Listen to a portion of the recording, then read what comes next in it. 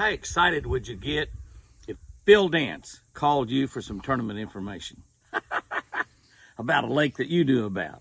How about Roland Martin or Hank Parker? Boy, I'd get excited if they called me and asked me for advice.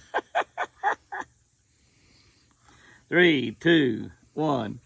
Good morning, guys and girls. September 16. September 16, we are having spectacular weather in Oklahoma. Spectacular weather in Oklahoma. Romans 9:24. Romans 9:24. This is short but very, very sweet. We are those people whom God called. That's us. That's what a Christian is. We are those people whom God called. Take that to the bank. Don't ever forget it. Let's see what I wrote about that rascal. Many of the tournament guys call local tournament fishermen to learn about lakes with which they're not familiar with. Now, depending on the tournaments you're fishing, depending on the rules, that might be 30 days in advance, might be 2 weeks. Some smaller tournaments allow you to call and talk to anybody, even during the tournament, during in between days or something.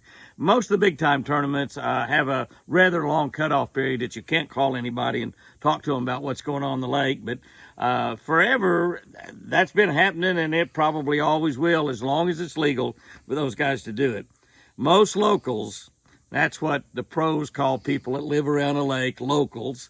Most locals are really excited when a big name pro calls them for help. Think about it. You're a local fisherman. Maybe you got a little, puffed up. You're doing pretty good in local tournaments, winning your bass club. And all of a sudden, one of those big name guys calls and asks you, what do you know about this lake? What do you know about it? Can you tell me what they're hitting on? Do you have a spot or two where you usually do really good, a part of the lake? Whatever.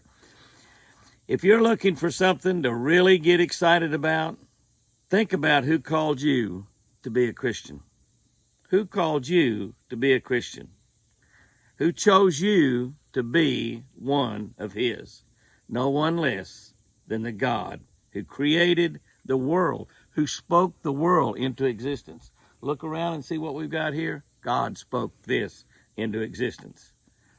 If you get a feeling that your life is falling apart, if you get the feeling that no one loves you and no one cares, remember whose family you belong to. You belong to the family of God. God chose you. Would you get excited if Roland Martin or Larry Nixon or Woo Daves called? This is infinitely better. Start jumping for joy. God Himself has called. God Himself has called. Okay, here's our tip for this week. A slider head jig will give a worm more action than a slip sinker. Now, slider head jig, back when I wrote the Catch of the Day book, and by the way, we wrote this back several years ago. We are writing another Catch of the Day book right now. I've got 120 some odd devotionals written for a new Catch of the Day book that'll be available really about this time next year. But if you don't have the Catch of the Day book, you can order it directly from us. Just give our office a call, 918-457-5115. And if you want it personalized or autographed, just tell them and we'll do that. I'll even pay the shipping and handling and get that thing back to you. Watching a deer out there in the yard playing around a little bit. But what a slider head jig is what nowadays is called a shaky head.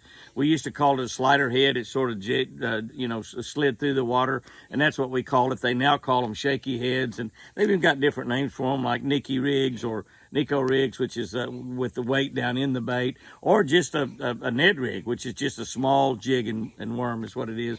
Those baits have been around for a long time, and we've used them in various forms, but they will produce more action than a slip sinker would. So there's a definite time and place to use those. Guys and girls, go out there and have you a great one today. I'm going to watch the deer a little bit here this morning. Remember, I love you.